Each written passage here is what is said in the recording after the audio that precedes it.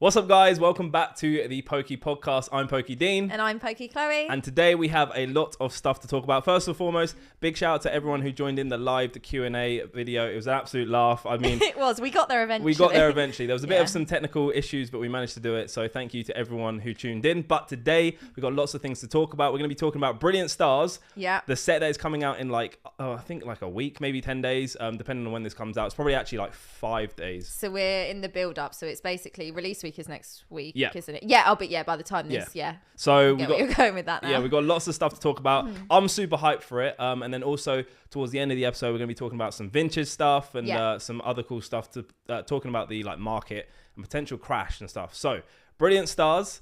It's very, very fastly approaching us. It is, and I'm super jealous because you've got to open packs. I have. I haven't even touched a Brilliant Stars pack yet, or booster box, or... I can't lie.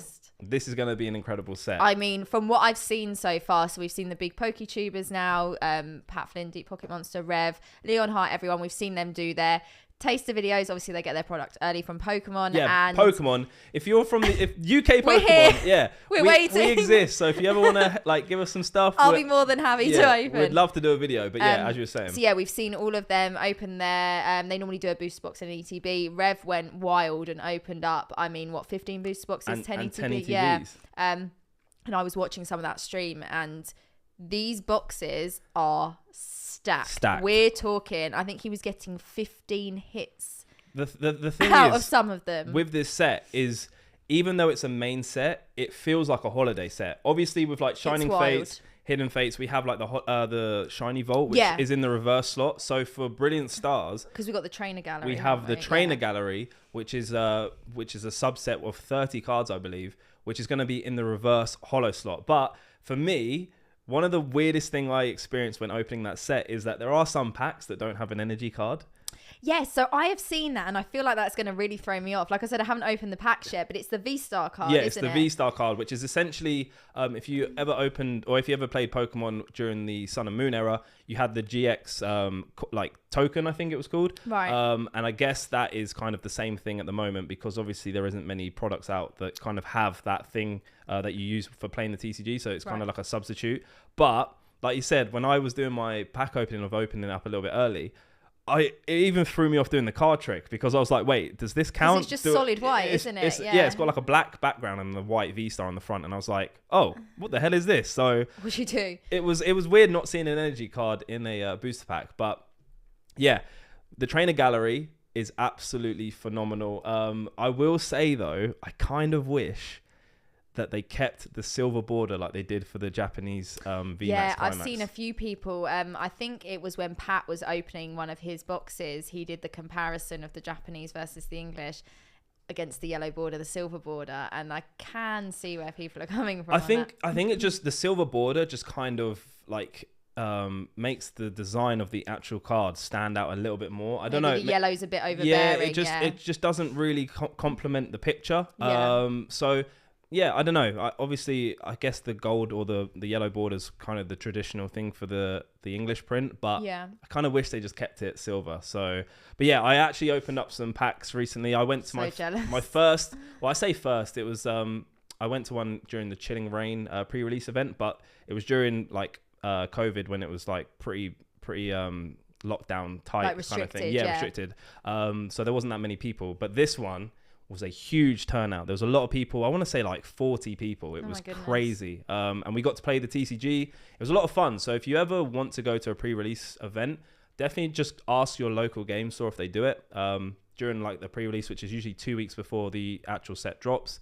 And it was a lot of fun. We got to play and check out some of the new cards. Someone actually pulled the Charizard V Alt Art. I saw the picture of it on your Instagram. It looks amazing. It looks so good. I was literally like, wait. But to be fair, everyone around me, so you got 4 packs in your build and battle kit. Right, okay. And everyone was getting hits but me. Literally everyone. They were like, oh my God, someone got the gold Urshifu. And I think I got a trainer card. I got Professor's Research. I was like, oh, sweet. Yeah, cool. Yeah. Bonus. And then, so I took part in that, and you played 3 games.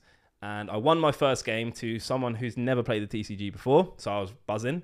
And then I lost my next 2 games, so I need to practice. It's the trying that counts. It was a lot of fun, and it's made me definitely want to explore the TCG playing side. Like, I do play it on the online game, which there's actually a new it's called TCG Online. No, Live now it's called, sorry. It used to be called Online, which is coming out very soon. So I definitely want to explore playing it a lot more. And I believe there is like an event happening in Liverpool where you can kind of get qualification points to hopefully go towards qualifying for Worlds, which I believe, well, I was speaking to a lot of people in the pre-release event, and they are getting more and more confident that it's actually going to go ahead. Okay. Which would be sick, because it's due to be in London. Due to be in London, first one outside of North America.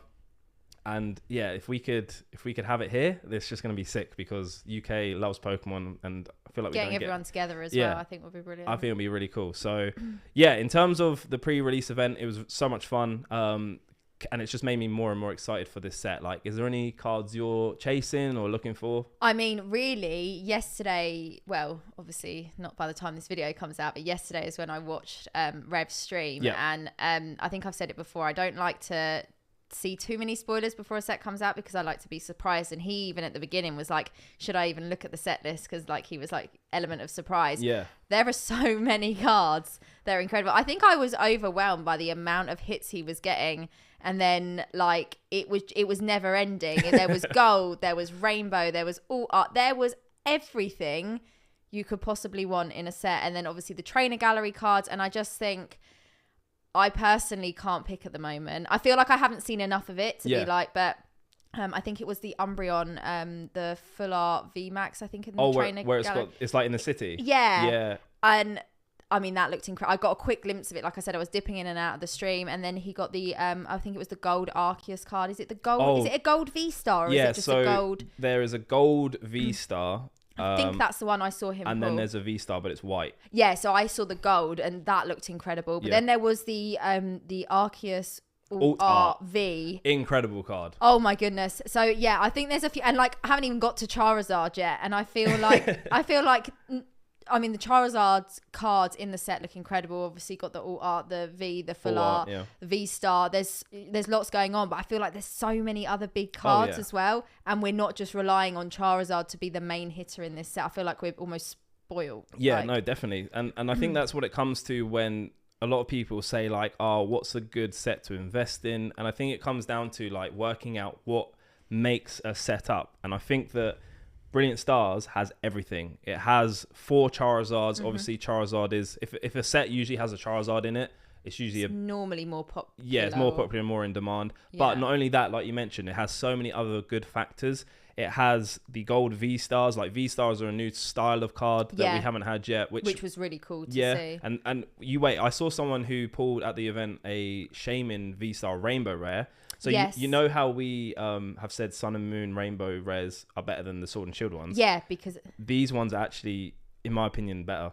In Brilliant Stars. I don't know what it is. There's something about it's like a different rainbow color. Like, I don't know how to explain that. Right, it's like it's more of a different tone, and it just brings out colors, and it just looks absolutely insane. I'm looking forward to seeing these in person. I feel like we're gonna pack some, hopefully. And I mean, fingers crossed. We'll both be doing breaks on our channels. Yeah, so hopefully we'll be able to show you guys at some point. But yeah, going back to like what makes a set in like investable and stuff. Investable, is that a word? What makes a good set is the Charizards, the trainer gallery as well. Yes. So obviously we got the subset, which not a lot of main sets have. Yeah, and also another thing, just talking about that, just going back to Rev's stream, he was saying like the code card doesn't even matter, because everyone is so reliant on looking at the code card and being like, oh, it's ruined straight away. It doesn't matter now because of the trainer gallery, and they come in the reverse slot. Yep. It's like, and you could get anything, and you can get double whammers. You can get love a double whammer. You can get a pack that has 2 big hits in it. One being a holo or a V or whatever, and then the reverse holo, potentially trainer gallery card. So yeah, I think that this set has absolutely everything. Have you seen the energy cards as well? Yes, I was. At the beginning, when you were talking about, so you said energy, and it made me think they've got that different design on them. It looks they really look cool. really, really good as well. I mean, I think this set is just more than we could have ever asked for or wanted, and I think people are just not going to know what to do with it. It's just so much to take in. I said it, I think, in a couple of episodes ago on the podcast. I genuinely don't know how they're going to beat this set for 2022. No, that's what I'm thinking. This is where we're starting.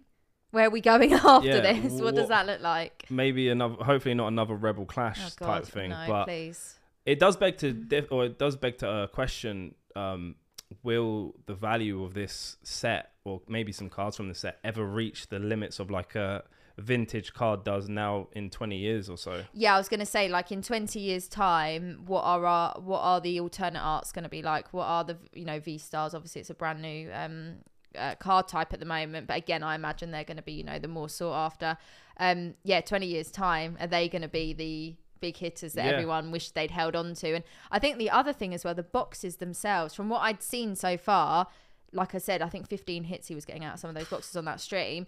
So when you buy a booster box, obviously you've got no idea. Normally you're hoping with some sets of Evolving Skies, you might get 1 or 2 arts if you're lucky, maybe 1 gold cards. I feel like these boxes, like, the possibilities are endless. Is that going to then make them so much more sought after and valuable in the future? Because people are going to be like, okay, I want to open this because I know I'm going to get, well, like you said, there's so many hits out of it. There's two things to think about. Obviously, the set is amazing, but then in terms of like opening it, you're guaranteed enjoyment. Because there's so much. Unless you get a dud box. And if you do, I feel bad. But from what I've seen so far, it looks promising. Yeah. And compared to other sets. I wonder how rare, because obviously there's so much in this set. Yeah. How rare is the Charizard Rainbow Rare V-Star actually going to be? Because obviously, for instance, the only way I can kind of describe it is comparing it to the Rainbow Rare, I need to say Pikachu VMAX in Vivid Voltage. Right. It is. We know how hard that is to pull. An impossible card to pull. I mean, I have pulled it recently, but I've been opening Vivid Voltage what feels like at least every week since 2020. For 2 years. Yeah, and I've only pulled it once. So maybe the V-Star Charizard might be as rare as that, which would then mean it's even more of a chase because you got an incredible set. It would be a good thing because I feel like if we're going to get these really stacked boxes, I feel like there needs to be something that is harder to achieve, harder to pull. Because otherwise, you get it's like a spoiled child. You get everything you want. You don't appreciate anything. And then maybe that's where the value comes as well, in the sense of because there's so many good cards, they might not be as expensive, but then the Charizard, because it is so hard to pull, that's the card that will be worth a lot of money, the big bucks, in a PSA 10 or whatever, just because yes, it's an incredible set, but it's also the hardest card to pull in that set. So who knows? I mean, do you reckon prices, like, obviously you can never tell, but do you think prices in 20 years are gonna, for like Brilliant Stars, would match the prices that we're getting now for vintage cards? It's impossible to tell. I don't know if it will ever match like what our vintage is. We're talking about was what Wizards of the Coast. But then I feel like in recent years, especially, Pokemon hasn't given us a set like Brilliant Stars. Yeah. So again, maybe that could be the standout that everyone. Do you know what I mean? Yeah. Until we know what the rest of this year is going to look like, it's hard to know. Then I mean, like you said, it could be the standout set. It could be in 20 years' time when we're talking about, do you remember the Sword and Shield era? Everyone just goes Brilliant Stars. That's the only set that everyone was is drawn set. to out of that was the set that I loved. That was the set I wanted to complete. And then if that is the case, then that might be like, right, well, that's going to be the most expensive set. That will be the most valuable cards from that as well. And that's, like you say, what people remember, get drawn back to. It becomes more sought after. And it's hard to know, but I really do feel like we're starting 2020 all the way up here. 2022. Oh my God. Yeah, I know. I always say that. Don't as well. mind me. I'll just get my time machine. Chloe's still opening Vivid Voltage in her head. Oh my God. But no, how have I lost 2 years of my life? That's what lockdown does to us.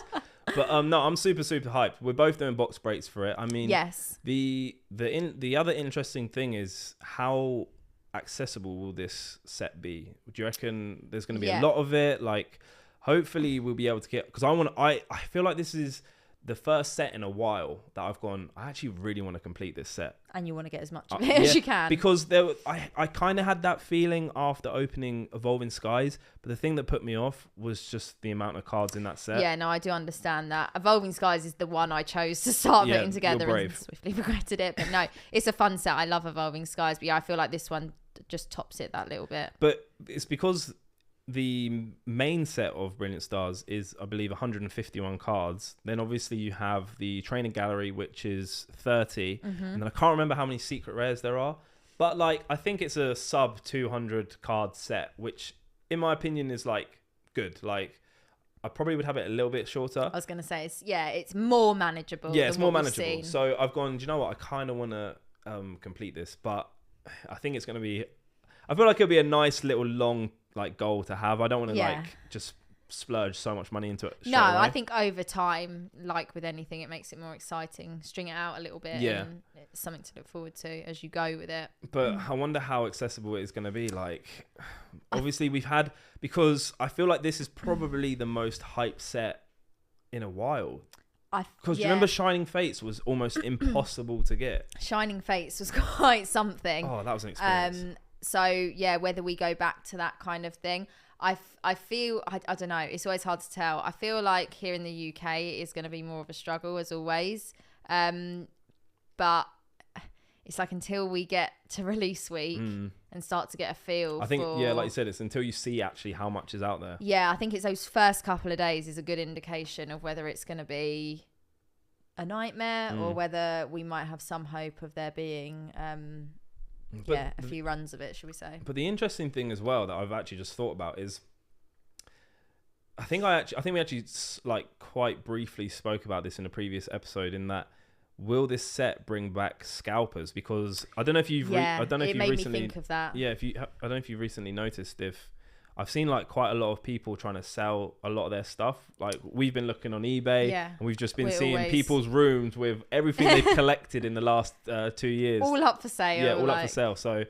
be interesting to see if scalpers come back for this set. But at the same time, I haven't got that same sort of vibe that they're after Brilliant Stars. Maybe I just haven't been paying attention. Yeah, I don't know if I haven't been paying attention either. I think there's always going to be scalpers to some degree, but I don't know if it will be as extreme. I almost feel like some of them have got really bored and they can't be bothered anymore. But like you say, I don't know whether we just haven't sort of been paying attention. Yeah, and as sort of involved and noticing things. Like you say, both of us are always looking and constantly buying, obviously because we stream and we have our own collections and I've got my store, etc. But the whole scalping thing, I think it's always a set like this will draw, if anything's going to draw them in, it'll probably be a set like this, but I don't know to what degree. The other thing is, like, it just probably shows how with the 2020 boom there was just such a like combination of like, it's almost like a butterfly effect of lockdown, people not being able to work or go out, going out or working from home, getting that extra bit of money and then putting the money into the hobby. Like, I don't think we're in that same situation. We're not now, especially where we live. Things have started to open up. Restrictions are pretty much going to be scrapped as far as I'm aware. Not long from now, people are back at work, or even if they're not back at work as much, people are going out a lot more now. So I feel like the ones who were maybe just jumping in because they had nothing else to do and like you say had some more cash and they were like, right, let's kill some time, whereas the ones who are still in the hobby because they were either in it before or it's something they got back into during it but have enjoyed it and stuck around, not just for the hype or whatever it is. I feel like we've lost a lot of those people who were just money, like the whole thing. Yeah, it's going to be, I don't know, it's going to be interesting because I feel like it's that first week is where you start to see how everyone behaves and reacts to it and what that looks like. I'm too hyped though. I'm literally so I am really excited, but I'm almost getting like, not impatient, but I was like fidgety. Fidgety. I just want to open one pack. Yeah, no, it's very fun. Like I said, I just had the worst luck. I genuinely had the worst luck with my pre-release kit. Everyone, it's such a shame. I genuinely mean it. Everyone pulled something amazing except me. And you're just like the meme in the corner. But the thing is, right, is there was a morning session and an afternoon session, and I genuinely joined the afternoon session just because I didn't get anything good in the morning session. So I was like, I need another one and try and pull something. I still didn't get anything good. I take that back. I got the Zekrom Trainer Gallery card. Oh, okay. So it's a very cool card. I put it on my Instagram. It's not all bad. I got one, so I'll take that. But yeah, it will be interesting to see how many like people, well, I guess how many boxes it will take to pull like a Charizard Rainbow Rare. Yeah, I mean, I'm like you will as well. We'll do like a pre-recorded video, just, you know, experience the set for myself. And then we'll obviously do box breaks for everyone as well. So I wonder who will be first. And I wonder whether it will be for us during our own openings, or whether it will be for someone else. Actually, we should do that in the comments. Oh no, should we have a bet going? Yeah, who do you think is going to pull the Rainbow Rare Charizard? Although it'll probably be like 5 years down the line. Yeah, we'll be like, do you remember when we had that discussion? And no one pulled it. Like literally. It's been 5 long years. Could you imagine? Well, I mean, good job we didn't do it with the Rainbow Rare Pikachu. I mean, I'm still here all this time. But yeah, so that's pretty much brilliant stars. I mean, I'm absolutely hyped for it. Like, let us know in the comments how you feel about it. How excited are you? Have you managed to open any packs yet? Have you been to any pre-release events? Have you been one of them lucky people that have sniped a box from here or there, or an ETB? I've seen a few people with some product. Enjoy it. Yeah, and if you're the plug, let us know. We would love the early hookup. We need the plug, guys. Yeah, especially if your name's Pokemon, like, you know, hook us up. But okay, another thing we wanted to talk about is kind of the Pokemon market, because I know now more than ever at the moment, I've been hunting for so much stuff. Yeah, like we said earlier, because we're streaming. And we're always on the lookout. I'm always on the lookout for boxes to do box breaks with, anything that I can put on my website, or maybe even just do videos on. So now, more than ever, is like, right, let me look for some stuff. But there's just so many things to talk about, in the sense of, I was saying to you earlier, the fact that I feel like, even though the market is crashing, or it's not as active as it was, I feel like it's even harder to find certain things. Yeah. And I feel like people who have the product are almost, I don't know if it's stubborn or they're just waiting, but they're either not... A bit of hesitancy, maybe, to let things go as easily. Yeah, maybe because it's one of those things, right? When you've experienced the boom, and say I had this that was worth £100, but now it's worth 50, you're almost tempted to just hold it until it's back up at 100. Yeah, and or maybe goes even higher. But you don't know when that would be. So, I mean, I feel like it's very, very difficult now finding certain things that you want, not only for a price or the market price that it actually is, or just at all, because people they just want to hold it now. Yeah, I've noticed it. There's a few certain sets that I really want to get booster boxes of, mainly for like, not even to, I mean, I'd love to hold them in my own collection, but I want to be able to bring you guys, like we've said, you know, really good content this year. And there's some box breaks I want to do, and for love nor money, I can't either find them, or if I can find them, people want 3 or 4 times the price of maybe what they should be. And I kind of get it, like, in some aspects, but then again, I don't, because it just doesn't add up with pack prices. I mean, you can go into a whole like rabbit hole deep dive in with that, but I am finding it harder to get certain... It's not everything, like we say. I think this will follow on something we'll talk about in a bit. There is markets within the market. Oh yeah, definitely. There is the Pokemon market, the Pokemon hobby, and then there's subcategories. There's an umbrella, and I think there's certain things that maybe have toppled a bit, and they're sort of sitting down there where they've fallen to. There's a few things that are sort of like filtering back up, and then there's a few things that are just skyrocketing way above where they ever were before. And it does make it a little bit harder, especially like in our situations as streamers and things. We always want to be able to offer, you know, something fun and exciting and switch things up. It's hard to get your hands on, and we can't go to the point where we like not bankrupt ourselves, but, you know, stupidly overpay because it doesn't benefit anyone then. But you actually just sparked something for me there, in terms of when someone's selling something, like, what are you selling it for? For instance, we would see a box online or on eBay or whatever that's worth X amount, but they're selling it for, like you said, 3-4 times the amount. When what are you actually looking for? Is that the sealed collector's price or the pack price? Do you know what I mean? Because, like, for us, like you mentioned, we want to buy this to open it, and we can only sell packs for so much. Exactly. So there's a limit. You'd see a pack, say, just for ease of numbers, sell for £10, pack, but then they've got the booster box up for £800. Like, is that just because they know as a sealed item, it's you can get that amount?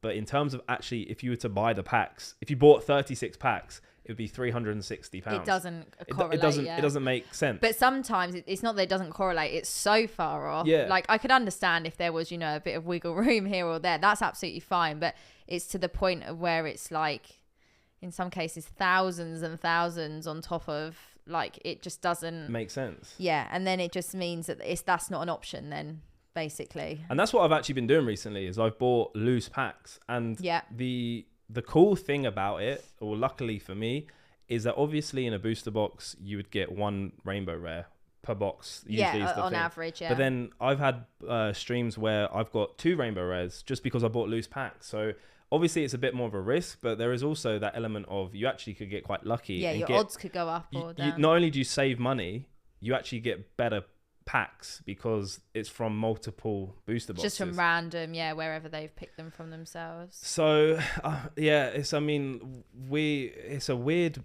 found it's a weird time at the moment to buy stuff. I think after we both, like we said, we were speaking about it earlier, and after we were both speaking about it was that realization that we're both in the same position. We're both struggling in certain areas to get certain sets in or certain boxes in, and I don't know what it is. I don't know whether people are just a little bit more hesitant to, like you say, let things go. They would rather just wait it out. They're not desperate for money, or maybe it's not about them. Like, I don't know. I think some people will own certain, whether it's boxes or slabs or cards, whatever it is, and to them it's an item in their collection, so the money doesn't come into it. However, say if one day they got the right offer, they might consider it, but it would have to be the right offer, hence why they're not going to sell it maybe anywhere near market price. And then some people I think would just rather wait, maybe hope that it goes up a bit if they are just, trying to flip it and, add a bit on the value. Or some people just don't want to set, like, I don't know. I mean, it's probably an episode in itself. There's probably... I was going to say, you can just go into so many... avenues. We could probably talk, and let us know if you'd like to see us in the future, is we could probably talk about, like, bad experiences of, like... trying to buy stuff off people. Like the buying and selling part of it. That could be quite interesting, so you could definitely let us know if you'd like to see that. But I mean, it's very, very weird in trying to buy stuff. I've been I don't know what the word is, just scoping the whole field of trying to buy some booster boxes, and not only, like you said, there are just some sets that you just don't see anymore. Yeah, they just don't come up. And then, like you mentioned, when you actually do come across one of those, it's almost next to impossible because the amount of people who want it. Like, you're not the only person who wants it. You just get priced out then. Yeah, so I don't know. Maybe it'll be interesting to see if it's like this the whole year. I just feel like it's a very weird period right now in terms of buying stuff. But maybe because it's the new year, people have spent too much over Christmas. They're like, right, I've got to make my money back somehow. Yeah. I mean, I don't know what it is. Maybe it's just the time of year. Maybe we'll see a change in a few months. Maybe we won't. Maybe it'll get worse. Maybe it'll get better. I think we get this question a lot. What's going to happen in 6 months' time? What's going to happen this time next year? What's going to happen to this card? I mean, it is impossible. Anything could happen to cause any kind of reaction overnight sometimes. So you can never predict whether it's going to go left, right, up, down. Yeah, you literally can't. And speaking of like the market thing as well, is that right now we're just talking purely on sealed boxes. Oh yeah, just for like streaming purposes. There's slabs, there's tins, tins I guess counts as sealed, but there's so many different type of markets in, like we said, the Pokemon market. But we get like quite a lot of questions on kind of how do we see the market going for like slabs and the prices of vintage cards. I guess we could kind of talk about that. Because there's like we said, there's markets within markets. Even with slabs, there's markets within markets, because you've got your PSA 10s with whatever set or card that is, whether it's, base set, or whether you're talking about mid-era, or even going on to like, trophies. Everything has its own like market.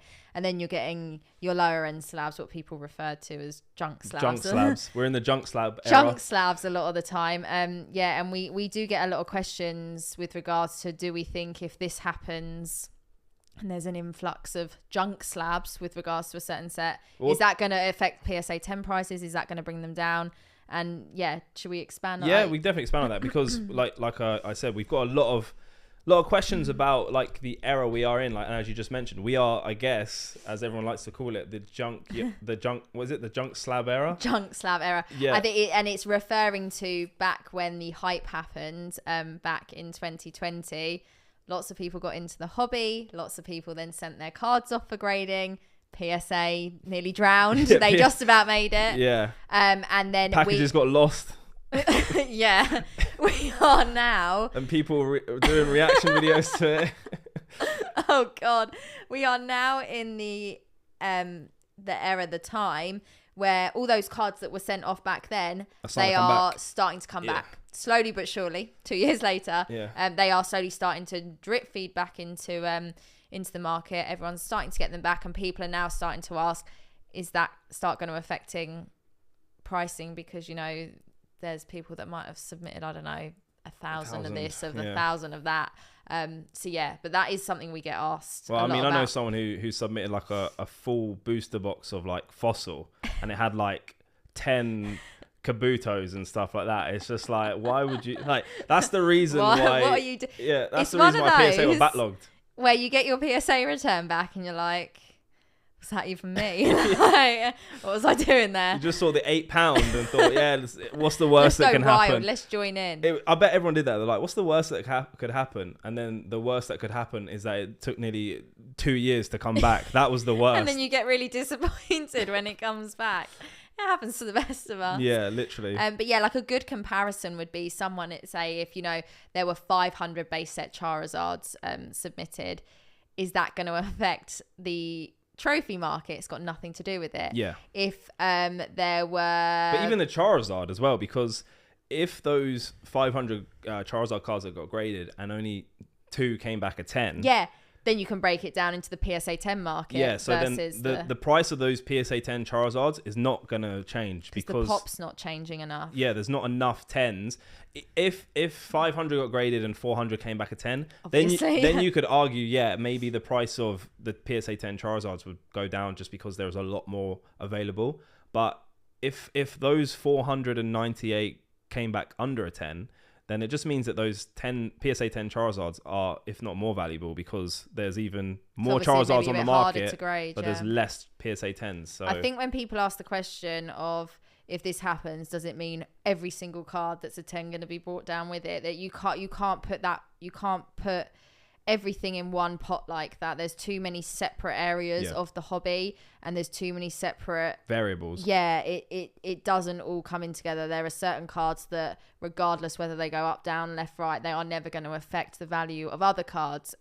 So it's all within reason. And it's hard when people sometimes message and say, "Oh, can you explain this to me?" There's no black and white answer to a lot of things, and you could be there for hours going into it. So it's hard to just give a really short and sharp answer to those sort of things. I mean, I do remember probably pre-boom, just before, a lot of people were giving away like low graded vintage cards in like mystery boxes, which is a cool little thing. So maybe we'll see more of that. Maybe more PSA cards getting put into graded cards getting put into mystery boxes, because I'd say since lockdown, in mystery box videos, I don't really see that many graded cards anymore. No, I just see product. Is bulk. Yeah, you just get Darkness Ablaze or Vivid Voltage a lot of times. It's just because I watched one today and all it was like Vivid Voltage and Darkness Ablaze, but stacked to make up the value.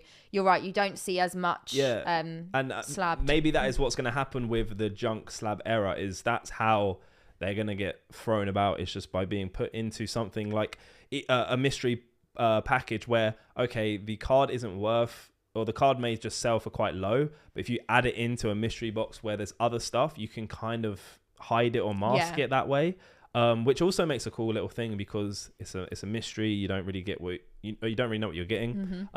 So maybe that's what's going to happen. It will be interesting to see how many graded cards, like at the end of this year. Obviously, I'd say by the end of this year, that is when the boom is. There should be a fair amount back by from PSA. So it'll be interesting to see kind of what the market looks like. But yeah, in terms of do we think the value of cards are going to go down because there are way more slabs available?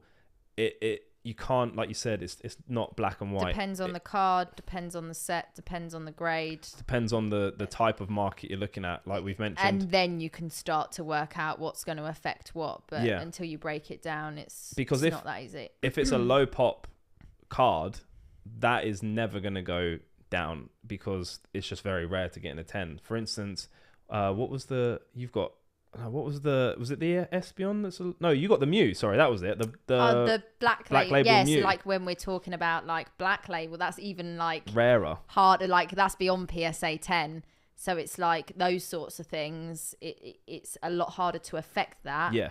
Than, you know, I don't know, there'd be 100,000 PSA 8s or certain. I can't even think off the top of my head. But yeah, when you're getting into that sort of it, that's like again its own market. Yeah.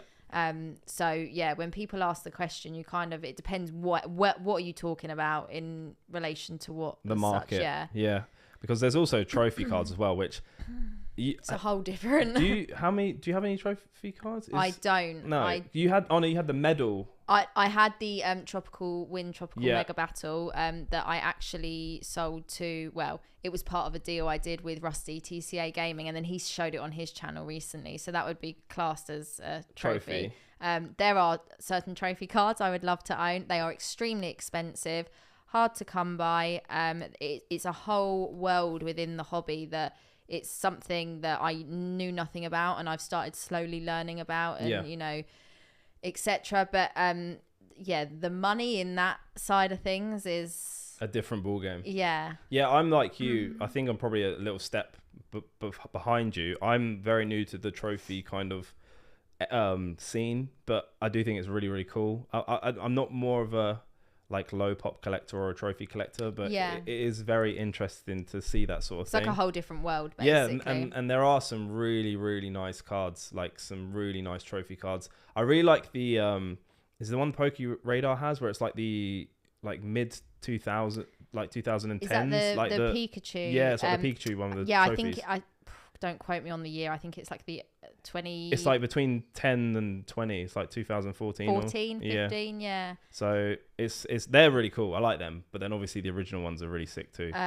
But yeah, there's like, it's just a whole, like once you get into that world, like you definitely need some cash or some trade behind you. It's because they're so rare, and they're the cards that like you can never really affect the market of that because there's only a certain amount. You can't pull them out of a pack, shall we say? Yeah, you can't just go and buy, like you said, a booster box or a pack. They're awarded, so like, yeah, you can't go down your local card shop and ever pull anything like that out of a pack. That's where it just becomes its own sort of elite.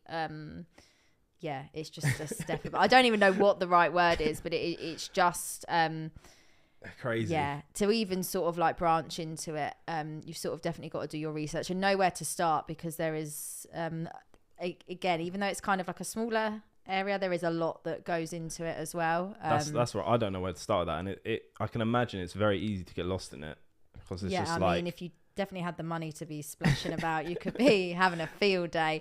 But even then, it's not as easy to come across a lot of the cards, especially if you're looking for them. For example, you want the best of the best and you want PSA 10s of everything, you would struggle, I think, even with the money in a lot of circumstances. Again, there's not as many of them in the world. People who own them probably don't want to let them go in a lot of circumstances. And yeah, there's a lot that goes into it. And that's just made me think that if Worlds does happen in London, could the first place trophy card be like a little special card because it's the first one that's in England? Yeah, in I mean, yeah. Here's to hoping it actually goes ahead. Yeah. Because we spoke a little bit about that earlier, but because I've had because I've done a few like talks with a few people, and because we're in the UK, they seem to think that we've just got like we just know whether these things are happening. We're actually organising Worlds. So yeah, no, we're actually not. So don't. I haven't heard too much on it, but yeah, if that goes ahead, that would be absolutely. Could you imagine like incredible. The one and only UK London, make the UK special place for once, which sick. I feel like doesn't happen very often. We should definitely hunt that winner down, but probably hold them hostage. No, I'm joking. Yeah, no, not that type of hunting. Just find them and ask if we could buy the card. But I'm sure there are many people that are going to be after that card. But yeah, the whole markets within markets, it's never ending. You could do not even an episode on it. You could do a whole series talking about all of that sort of stuff and how certain cards will affect other cards and how certain cards just won't have any effect on other cards. It's like a rabbit. I mean, I keep saying that, but I feel like there's a lot of topics we're talking about where you could go on a deep dive and it'd take you a while to come back up again. Yeah, definitely. Like, it's like I said, now more than ever is when I'm kind of like in the market the most, and I'm really enjoying it. But there is just so much that like you don't realize in terms of if it's finding a product, the prices, what's actually available, what people are willing to sell. I'm even having a look like across seas to get stuff just because like we've mentioned before, the UK market is different to the US. Yeah. And I think the other thing is like all of that, as well as what people want to see. Yeah. Like we don't want to be buying in certain sets or, you know, whatever for box breaks, for example, and people don't care about the set because we're just then wasting time, wasting money. So we always need to try and be on top of seeing what people want. Yeah, being in every aspect, making sure we're getting in the right sets at the right prices, and that, like you say, having to maybe branch out overseas, it does make things a little bit harder than being able to do it here at home. And then it's then from our point of view of box breaking, it's like, how do we price our packs? Because do we take into account of the market price? Do we take into account of actually like how much we've had to spend maybe over, or like if we have got it overseas, we've had to incorporate customs, postage and stuff like that. Like, and that's where it goes back to there is boxes and there are sets I would love to get my hands on, and maybe I would overpay for certain things, but then I can't break them because I'm just losing a lot of money in that aspect. And like it is that there is certain parts of it when you have a business like we both do within the hobby in that aspect, money comes into it whether you like it or not.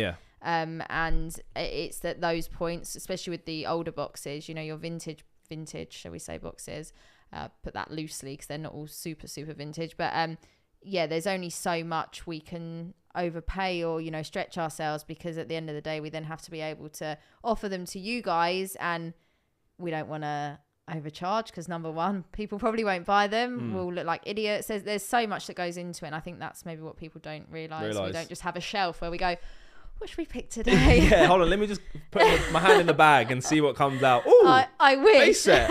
Okay.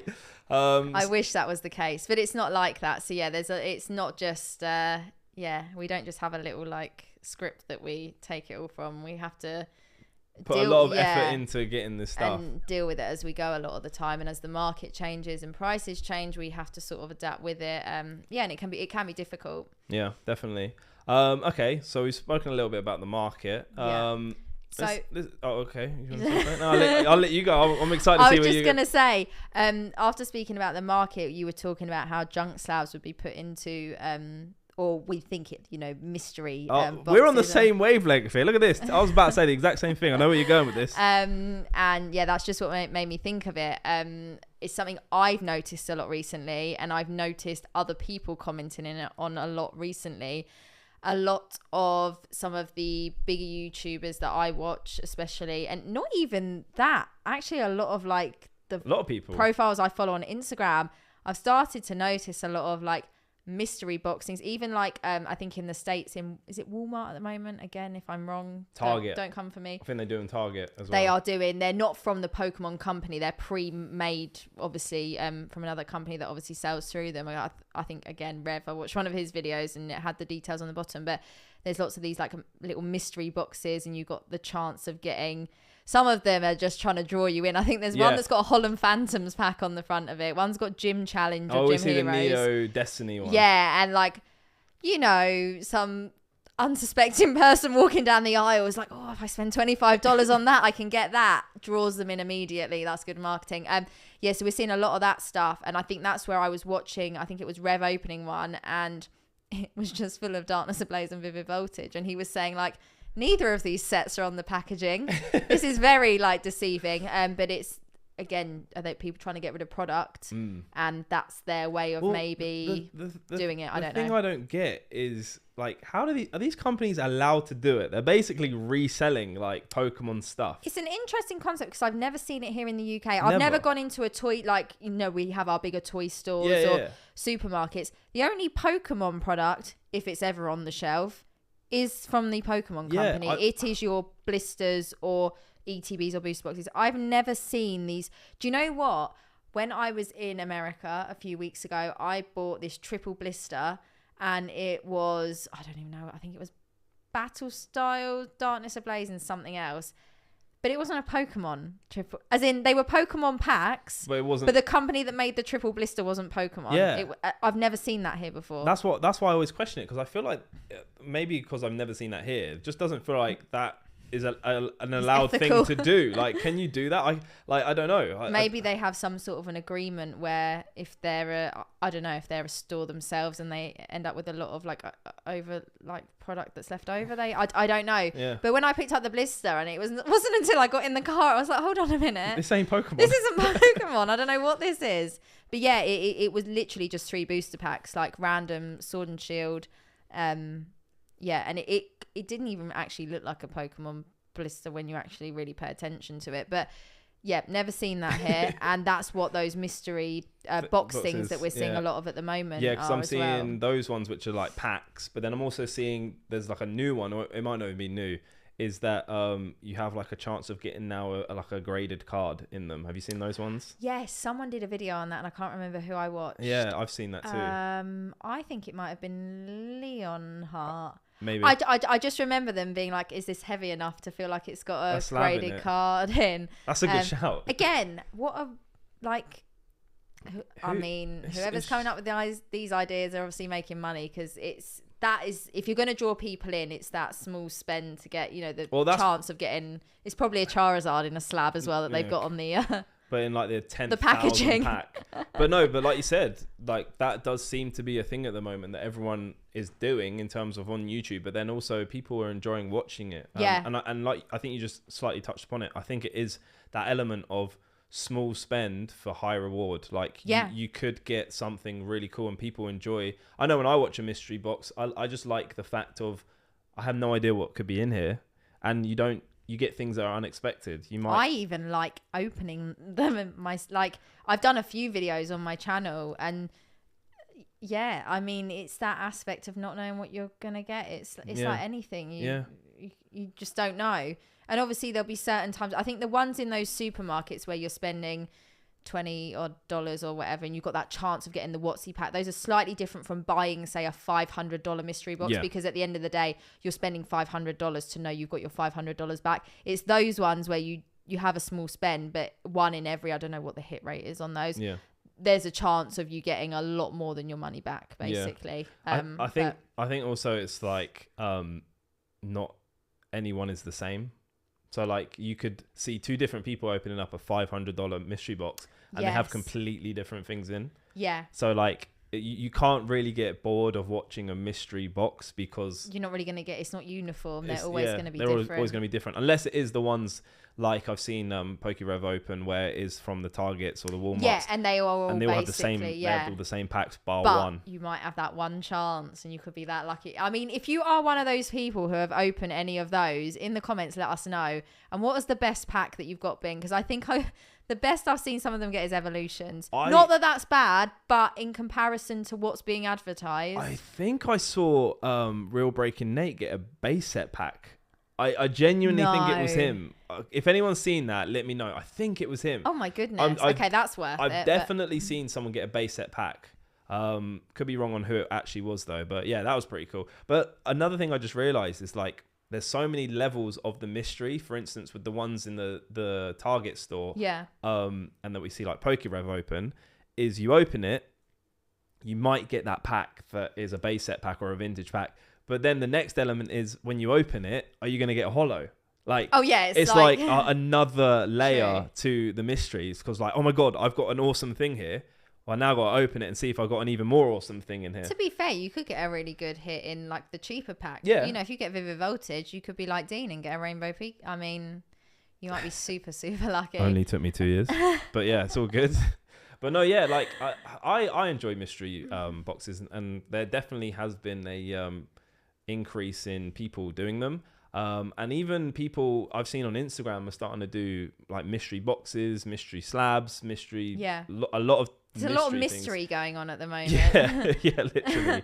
And I don't know if that's because we're in between like sets, a quiet period where we've had obviously Fusion Strike, what came out beginning of December roughly. Yeah. And I feel like for me anyway, Fusion Strike fell a little bit flat. I think it was overshadowed by Celebrations, which was unfortunate. But yeah, I feel like we're in that kind of period where we're, you know, second month. I mean, I can't believe it's nearly the end of February. That's a whole different subject. Yep. But yeah, it's like that time where it's been a couple of months. Like there's not been too much going on. Well, yeah. And is it just a nice little filler? Yeah. Is that what people are? Maybe with the content on YouTube that we're seeing a lot of, and you know, a lot of the buying these mystery packs and seeing a lot of comparison videos. I bought a $20 versus $200. You know, all those different types of things. I think it's either them or the PSA returns, but then yeah, there's a lot of those as well. Yeah, it's either no one's submitting because it's 100 to 150 card at the moment. We're seeing a lot of PSA returns maybe rather than submission videos. Yeah. But I mean, I'm guilty of that, but I wish I could do that, but unfortunately I can't. But yeah, no, it'd be interesting to see what happens this year in terms of YouTube, both us being content creators as well. Yeah. Is like, it will be interesting to see if there's a new type of Pokemon video that happens, or if there's like a new trend.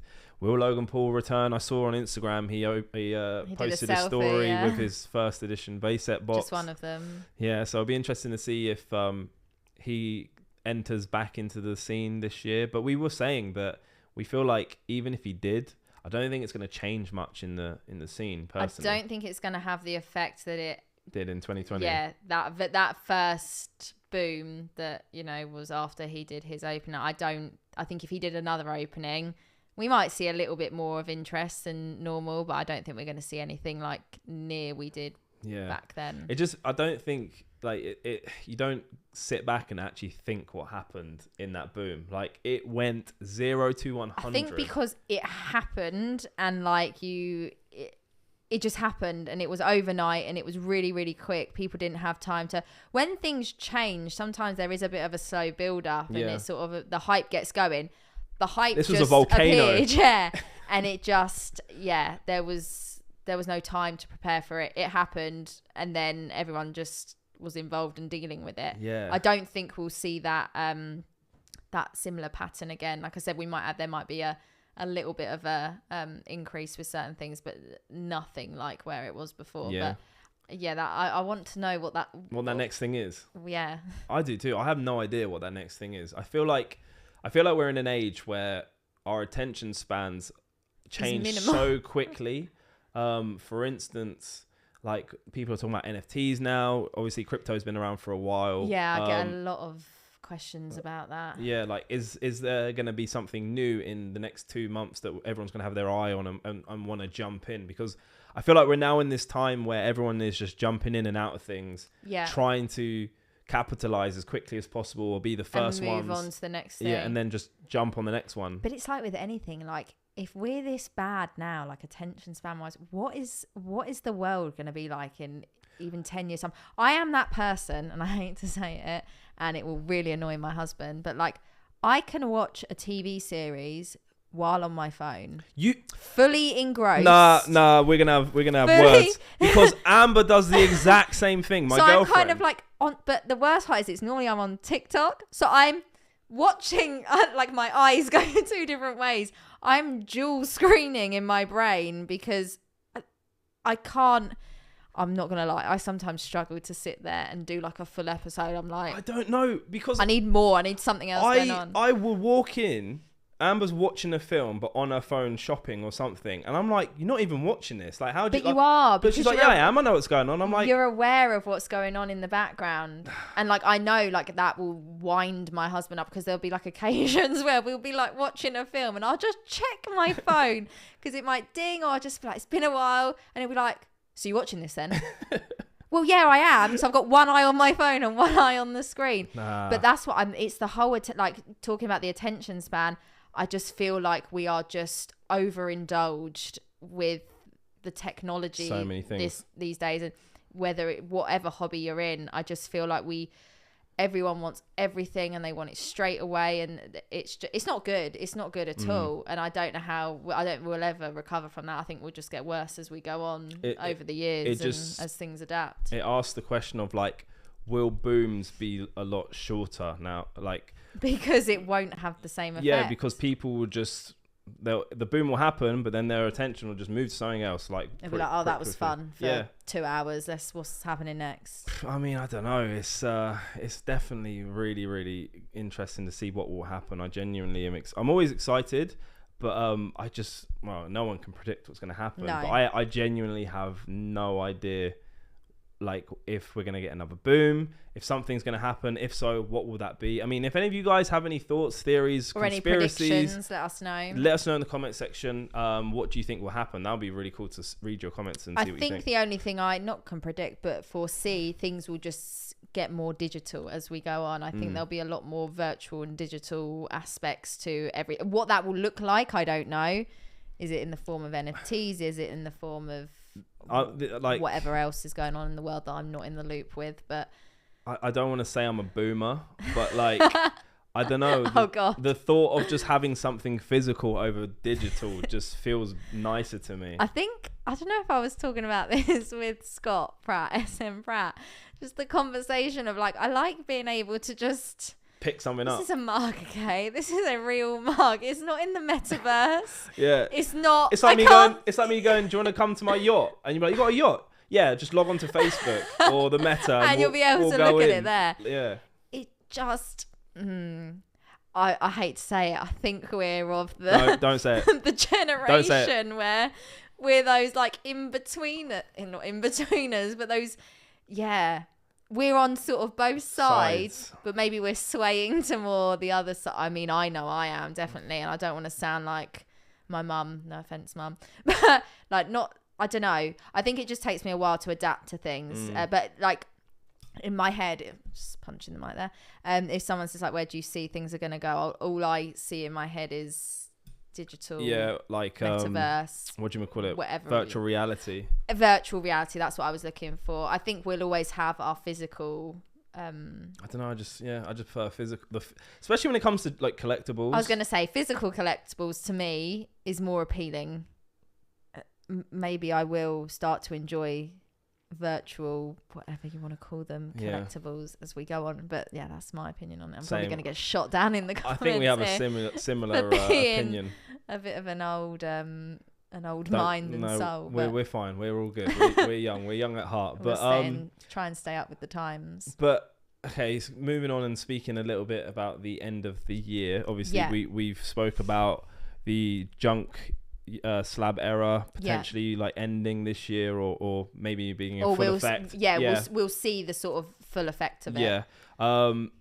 This is also, I believe, potentially the end of the sword and shield era. I think a few weeks ago, before I went away, I feel like we had a conversation where we were looking sort of how many sets deep we are now into. We're getting a few in. I can't remember the number off the top of my head. I want to say like 12 or 13 it's up there, maybe. And then we started looking back at Sun and Moon and seeing sort of again where we are in comparison, and we're getting towards the end. We are getting there. So I think the question would be, what's next? Yeah, what's on the other side of that? Yeah, who knows? Like, I've heard rumors that there may potentially be a new game, which would mean like a new generation at the end of the year. What, like latest early next year? But like this time next year, maybe. Yeah, like it always is exciting and interesting to see what Pokemon do to push the boundaries and make it more exciting and different to previous years. But like, I feel like we're at this point where I'm like, I don't know what they could do. Like, I feel like, and we spoke about this in a previous episode, I feel like we might see towards the end of this year, or towards the end of Sword and Shield era, we might see another holiday set that will be kind of like Hidden Fates or Shining Fates, where we'll get like a shiny vault. But I just have a feeling we're going to get tag team cards. I just have a feeling. A few people have... That's always been something that I feel that's come up over the last 6 months, when people have been saying, so what does it look like next? What's next year going to, 2022 going to look like?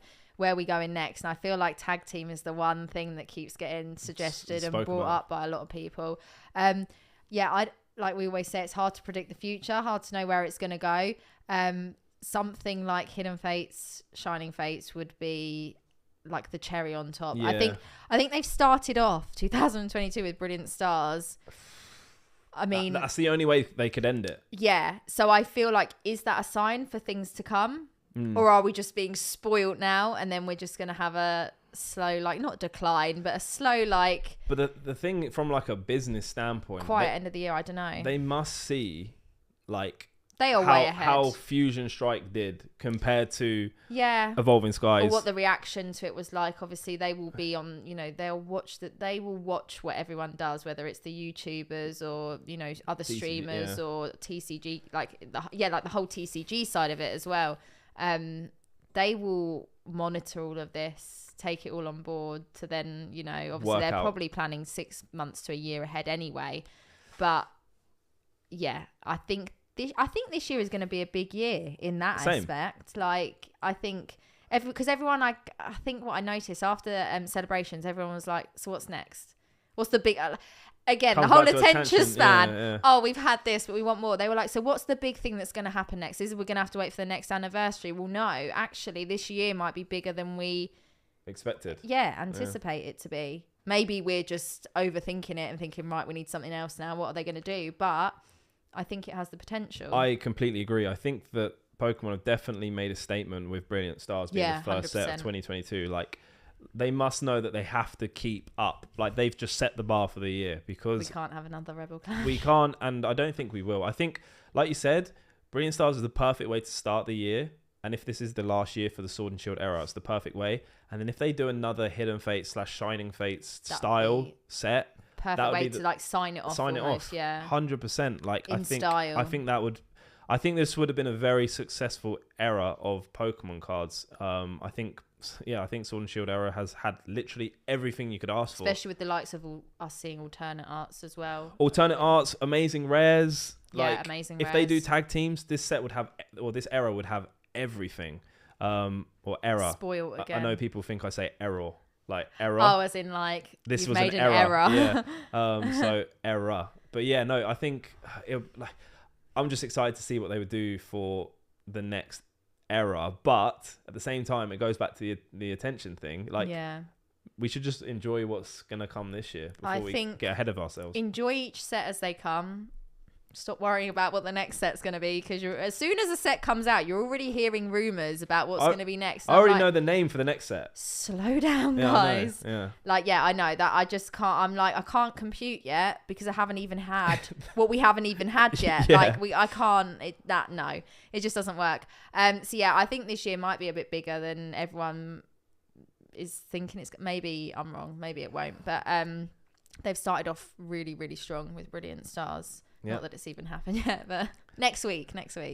Well, by the time you're seeing this episode, like 4 days. Oh my god, it's going to be exciting. I can't wait. But guys, I think we're going to wrap the episode up there. Like, we've asked many questions for you guys to answer in the comment section. Let us know your thoughts. Good luck to everyone who is opening up Brilliant Stars. We both will be doing box breaks on our channels. So be sure to look out for that. The links will be in the description. And also below. Same as our socials. Go drop us a follow, and we hope to see you very soon. But that is going to wrap up this video. I've been Pokey Dean. I've been Pokey Chloe. And we will see you in the next episode. Bye. Bye, guys.